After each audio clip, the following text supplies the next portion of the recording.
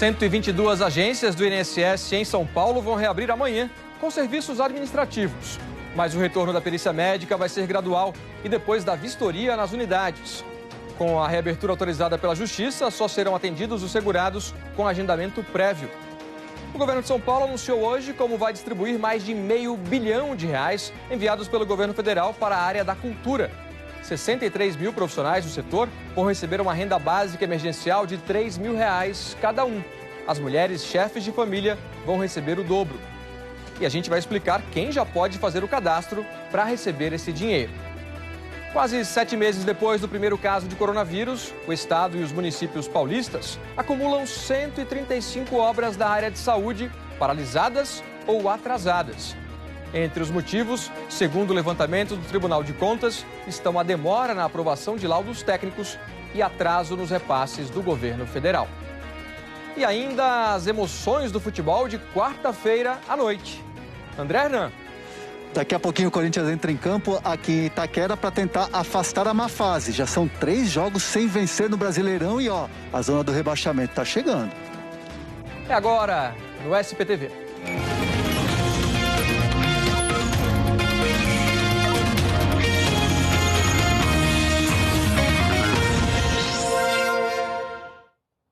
Boa noite para você, 6h43 agora. O INSS anunciou que vai reabrir amanhã 122 agências no estado de São Paulo. Para quem precisa de perícia médica, o retorno vai ser gradual. A liminar do Sindicato dos Trabalhadores, que impedia a volta presencial, foi derrubada. Mas para evitar filas e aglomerações, o atendimento presencial será limitado aos beneficiários que fizeram o agendamento prévio. Veja na reportagem de Graziela Azevedo.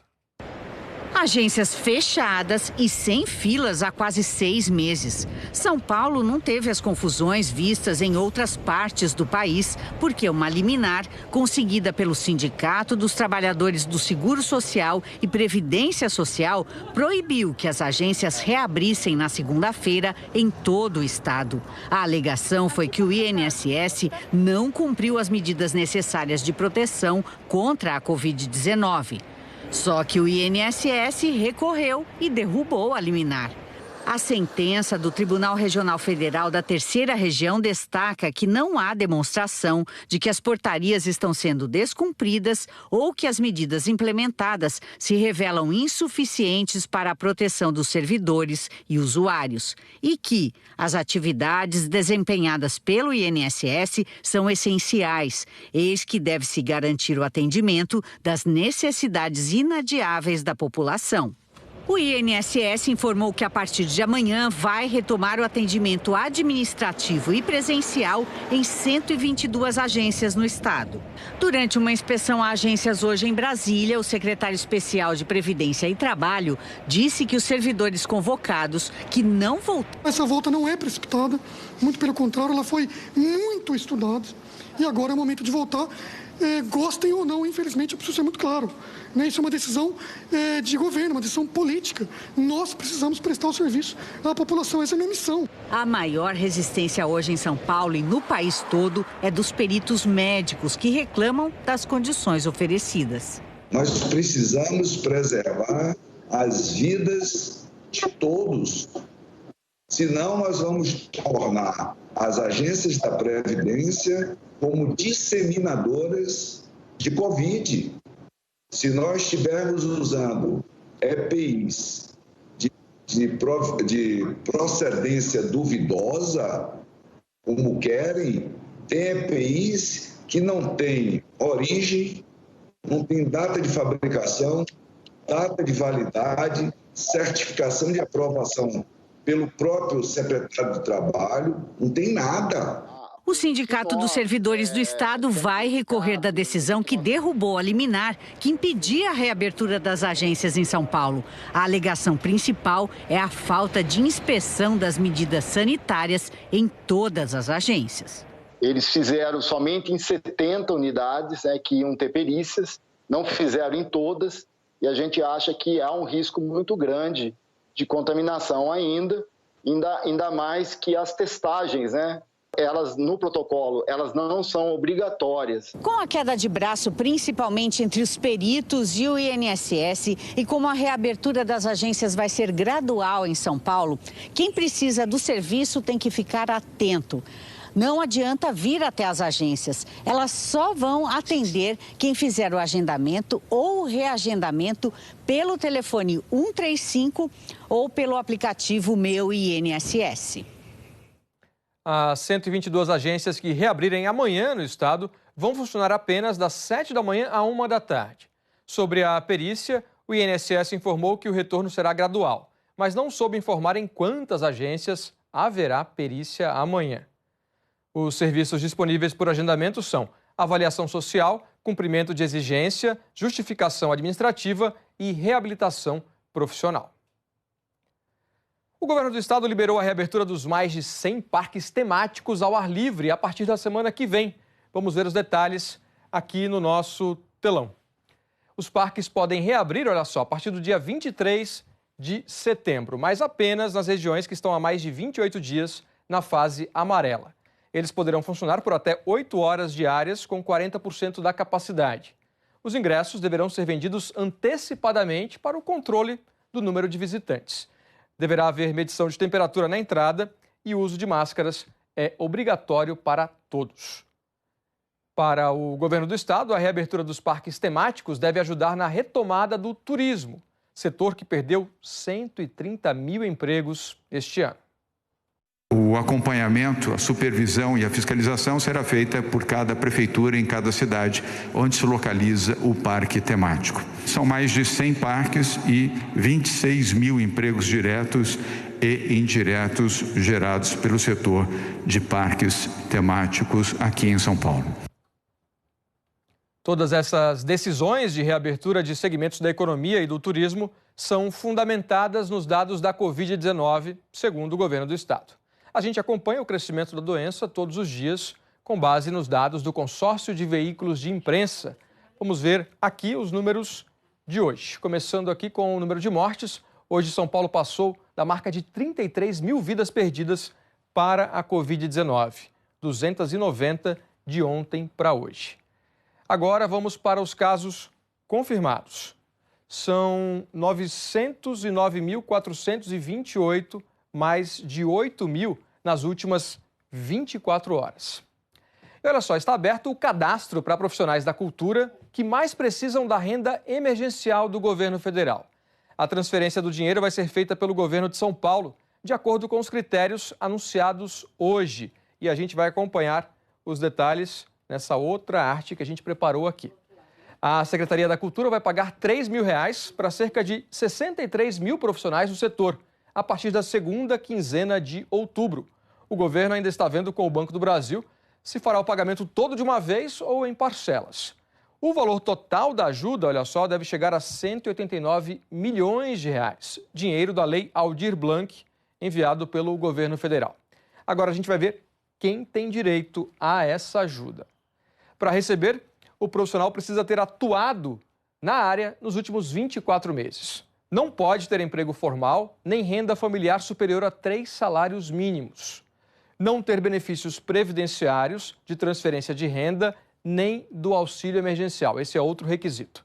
Também deve ter recebido menos de R$ 28 mil, olha só aqui, até em 2018. Mulheres que se autodeclararem chefe de família vão receber o dobro, R$ 6 mil. A Secretaria Estadual de Cultura também anunciou que vai subsidiar a compra de ingressos para estimular o setor no primeiro trimestre do ano que vem. Vamos disponibilizar 1 milhão de ingressos a preços populares para 500 cinemas, teatros, museus e circos de todas as regiões de São Paulo nos meses de janeiro, fevereiro e março, como uma forma de impulsionar a retomada do setor cultural e criativo de São Paulo e estimular o hábito, a volta, o retorno ao hábito de consumo de cultura fora de casa. Em contrapartida, os circos, cinemas e teatros deverão disponibilizar no primeiro trimestre do ano que vem ingressos ao preço máximo de R$ 20 a inteira e R$ 10 a meia entrada. Cinemas e teatros só vão abrir na cidade de São Paulo quando a capital entrar na fase verde. Anny Lotterman já por aqui para falar do tempo. Ontem frio, hoje calor. E amanhã como é que fica, Anny? Boa noite. Difícil entender, né, Alan? Boa noite para você, Gangorra. Boa noite a todos. Exatamente. Olha só, gente, amanhã esquenta ainda mais. Hoje a temperatura máxima chegou aos 31,4 graus no Mirante de Santana. E amanhã, Alan, o calor deve chegar aos 34, com umidade do ar na casa dos 17%. E com esse calor e a secura, aparecem as queimadas. Veja essas imagens feitas hoje pelo nosso cinegrafista Adriano Ferreira, na região de Araçatuba, no interior do estado. A equipe de reportagem estava passando ali pela estrada e se surpreendeu com a cena, não é? Impressionante essas imagens, né? Muitas queimadas. Agora no fim de semana, muda tudo, volta a esfriar, Anny? Muda tudo, teremos chuva, especialmente no domingo, Alan, quando a máxima também não vai passar, olha só, dos 18 graus, vai que ter uma queda significativa. Na sexta já chove fraco, mas a chuva realmente aumenta no fim de semana, olha só, 4 milímetros na sexta-feira, com 31 graus. No sábado, a temperatura já começa a cair com um pouco mais de chuva e no domingo o sol nem aparece e a máxima então não passa dos 18, vai ter um volume grande de chuva, 30 milímetros já é um volume considerável bom, ainda mais nesse período de seca que a gente está vivendo. E a partir de amanhã, São Paulo está em atenção para o risco da fumaça das queimadas do centro-oeste, que podem chegar a grande São Paulo. Isso porque o vento vai estar empurrando toda essa fumaça aqui, são essas em cinza mais clarinho, tá vendo, Alan? Tô vendo. A fumaça toda vai ser empurrada justamente para a região de São Paulo. Já estão bem perto aqui do nosso estado, exatamente. Né? Aí o dia não deve virar noite, como a gente teve um episódio no ano passado, mas o céu pode ficar alaranjado e a qualidade do ar bem ruim. Além disso, a chuva pode ter uma coloração mais escura no fim de semana. Então vamos ficar atento. Uma preocupação a mais. Exatamente. Tchau. Até amanhã. Até amanhã. Eleições 2020. O Republicanos definiu hoje à tarde que o deputado federal Celso Russomano será o candidato do partido à Prefeitura de São Paulo.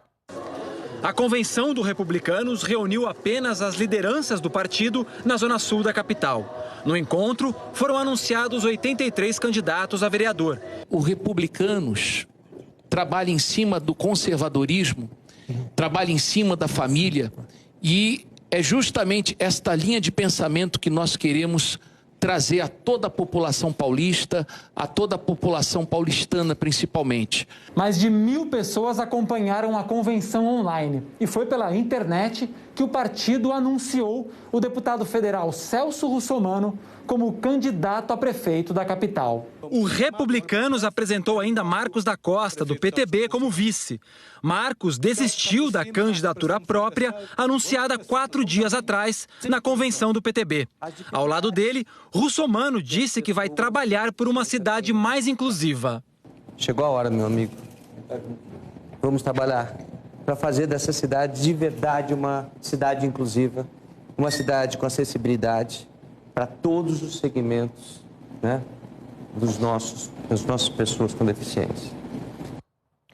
A Rede Sustentabilidade decidiu em convenção virtual que a deputada estadual Marina Elou será a candidata do partido à Prefeitura de São Paulo.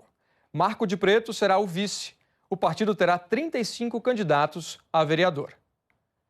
O Partido Comunista Brasileiro, PCB, também fez convenção virtual e vai apoiar a candidatura de Guilherme Boulos, do PSOL, para prefeito. O PCB terá 2 candidatos a vereador, um homem e uma mulher. O Partido Progressistas vai se juntar à coligação que tem Bruno Covas, do PSDB, como candidato à reeleição. Em convenção virtual, o Progressistas confirmou os nomes de 46 candidatos a vereador. Veja a seguir, a polícia identificou e procura a mulher que insultou um rapaz no Jabaquara. E ainda tem jogo hoje na Arena. O Corinthians enfrenta o Bahia pelo Brasileirão. Vamos ver o trânsito, começando ao vivo ali com o Vale do Anhangabaú. Trânsito tranquilo em direção à marginal do Rio Tietê. Um pouco mais carregado em direção à zona sul da capital. Agora vamos para a Avenida Inajar de Souza. Um pouco mais complicado aqui o trânsito do lado direito, subindo em direção ao bairro. Um pouco mais tranquilo, parando só no semáforo para quem vai em direção à marginal do Rio Tietê. Agora, 7h56, o SPTV volta já. SP2 de volta.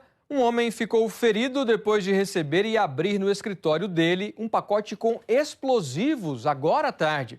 A repórter Verusca Donato tem mais detalhes dessa história. Olá, Verusca, boa noite para você. Boa noite, Alan. Boa noite para todo mundo. Olha, os peritos da Polícia Civil acabaram de deixar aqui o escritório de contabilidade que fica na região do Tatuapé.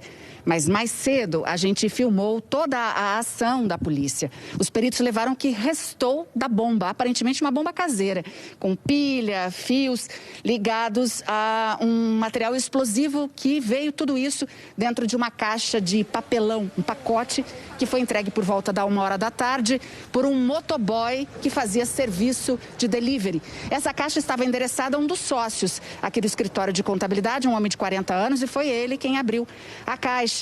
Ele teve machucados na região do abdômen com a explosão, inalou a fumaça, foi levado para o hospital, está internado, mas passa bem. Olha, esse caso todo é curioso, mas algumas situações chamam mais a atenção. O homem, por exemplo, poderia ter ficado mais machucado se tivesse aberto a caixa de papelão de outro jeito. Eu vou explicar para vocês, ó. O meu celular é como se fosse essa caixa, tá? A gente costuma pegar a correspondência e abrir assim a tampa, né? Virado pra gente. Ele fez o contrário, abriu assim e por isso ele não ficou tão machucado na explosão. São os policiais do 30DP aqui do Tatuapé que vão investigar esse caso, Alan. Muito a ser investigado ainda, né, Verusca? Obrigado, boa noite para você. Um estudante de veterinária de 20 anos foi detido hoje pela polícia por armazenar animais silvestres em casa. O flagrante foi na freguesia do Ó, na zona norte da capital. Os policiais encontraram 8 animais exóticos, 4 cobras, sendo 3 corn snakes e uma falsa coral. E ainda 2 lagartos conhecidos como dragão barbudo, endêmicos da Austrália, e 2 lagartixas leopardo. O rapaz não tinha licenças de órgãos ambientais para criar os animais, que, segundo a polícia, seriam comercializados. Os animais foram encaminhados ao Centro de Manejo e Conservação de Animais Silvestres. O rapaz foi autuado por crime ambiental e liberado, já que se trata de crime de menor potencial ofensivo. Um levantamento do Tribunal de Contas identificou 135 obras do governo do estado e de prefeituras municipais atrasadas ou paralisadas, todas na área da saúde. A reportagem é de Felipe Guedes. Do lado de fora, o prédio já tem cara de hospital. O complexo hospitalar Cotoxó, no bairro da Pompeia, Zona Oeste, era para estar pronto há 6 anos. Hoje à tarde, vimos alguns operários do lado de dentro. A dona Lúcia, que mora em frente, disse que a obra entrou em ritmo lento. Estava uma maravilha. Era de noite, era no sábado, era o tempo todo. Foi muito rápido. Mas agora, não sei se um mês, um tempinho para cá, ela ficou lenta. Então, funciona pouco, perdeu aquela agilidade. Atualmente, essa é a obra mais cara da Secretaria de Estado da Saúde, quase 63 milhões e meio de reais. Ela está no painel do Tribunal de Contas do Estado, que monitora as obras atrasadas ou paralisadas na área da saúde. Uma nova placa avisa que a entrega do complexo hospitalar ficou para o fim do ano. E com um acréscimo de 9 milhões de reais sobre o custo inicial. Ao todo, 135 obras estão numa situação parecida em todo o estado. O TCE fez um raio-x delas. 65 estão atrasadas, 70 paralisadas. A grande maioria, 126, é de responsabilidade das prefeituras. 9 são estaduais. Mesmo assim, em valores, as obras do governo do estado representam 55% do total investido, mais de 145 milhões de reais. Os motivos para esses atrasos são variados. A apuração do TCE identificou casos em que houve demora na expedição de laudos ou que os repasses da União não chegaram quando prometido. Para esse especialista, isso tudo tem que ser considerado no prazo final da obra. Tem problemas aí que ajudam a entender, que vão desde o planejamento orçamentário, da frustração de receita, às vezes a administração pública esperava contar com dinheiro, a receita foi frustrada, não é? Ou então, obviamente, que tem um problema que é técnico, não é? Ou seja, o plano da obra foi mal executado. Aqui em Cajamar fica a obra mais cara feita pelas prefeituras do interior na área da saúde. Ali naquela placa diz que nesse prédio vai funcionar o Centro de Especialidades Médicas da cidade. Uma obra que já consumiu mais de 20 milhões de reais e que deveria estar pronta desde 2015. O TCE classificou a obra como paralisada, mas a prefeitura disse que ela foi retomada em abril deste ano. A obra foi interrompida em 2014 por causa da crise política em Cajamar. Em 6 anos, a cidade teve 13 prefeitos, isso sem falar da crise econômica. Para a população, esse atraso faz diferença. Era considerado hospital esqueleto, né? E quando terminar, para nós vai ficar ótimo. A Secretaria de Estado da Saúde disse que das 9 obras apontadas pelo TCE como atrasadas ou paralisadas, 4 já foram concluídas e estão funcionando. As outras 5 devem ser terminadas até o começo do ano que vem, incluindo o Complexo Hospitalar Cotoxó. O Tribunal de Justiça suspendeu hoje a decisão da 15ª Vara da Fazenda Pública, que havia paralisado a licitação para a retomada de parte das obras da linha 17 Ouro do Monotrilho, aqui na zona sul da capital. Com isso, o metrô poderá retomar a fase de análise das propostas de empresas interessadas em assumir o acabamento de 7 estações da via e também do pátio de manutenção. A linha 17 Ouro deveria ter sido entregue para a Copa do Mundo de 2014, com 19 estações. Agora terá 8. A polícia identificou a mulher que foi filmada ofendendo um auxiliar de serviços gerais no Jabaquara. Ela será chamada para responder sobre a injúria racial. Esse não é o primeiro caso de boletim de ocorrência por xingamentos contra ela. Estão abertas as inscrições para as bolsas integrais e parciais remanescentes do ProUni. Essas bolsas são as que sobraram do último processo seletivo regular. 90 mil vagas em universidades particulares estão disponíveis para ocupação imediata. Vamos ver aqui quem pode se inscrever. Uma oportunidade para os estudantes que a gente confere nessa arte. Para bolsas integrais, o estudante deve comprovar renda familiar bruta mensal por pessoa de até 1,5 salário mínimo. Para as bolsas parciais, aqui do lado direito, de 50%, a renda familiar bruta mensal deve ser de até 3 salários mínimos por pessoa. As inscrições, olha só, vão até o dia 30 de setembro pela internet no portal do ProUni. Professor da rede pública também pode disputar uma bolsa integral ou parcial em cursos de licenciatura. Basta se identificar como professor na hora da inscrição. Agora o futebol. Sem vencer a 3 partidas pelo Brasileirão, o Corinthians tenta reencontrar o caminho das vitórias. Nesta noite, em casa, contra o Bahia. O André Hernan está em Itaquera e tem as informações ao vivo. Boa noite, André. Tudo bem, Alan? Boa noite para você, boa noite a todos. O Corinthians precisa vencer, para encontrar também a paz. Ainda está sem treinador. O interino Diego Coelho, do Sub-20, vai comandar a equipe mais uma vez. A gente vai ter em campo o Fagner, um dos jogadores mais experientes, um dos líderes desse elenco corintiano, super vitorioso. Ele tem uma fratura na mão esquerda, já está jogando no sacrifício há algumas partidas. Hoje, mais uma vez, vai a campo aguerrido, porque o Corinthians, além de precisar da vitória, também quer um pouco de paz, já que o ambiente está muito tumultuado. Lembrando que depois do jogo contra o Fluminense, no desembarque aqui em Guarulhos, em São Paulo, os jogadores foram xingados, insultados por torcedores. Isso mexeu demais com o ambiente do clube. Os jogadores estão muito assustados e o Fagner, como um dos líderes, mesmo no sacrifício, vai para o jogo. É aquele jogo, Alan, de guerra hoje. É isso aí. Boa cobertura para você, André. A Globo transmite Corinthians e Bahia ao vivo, logo depois de Fina Estampa. E o SPTV termina aqui. As reportagens estão no Globoplay. O Jornal Nacional começa hoje mais cedo, às 7:55. E no G1 você encontra mais informações sobre a Covid-19. Boa noite para você e até amanhã.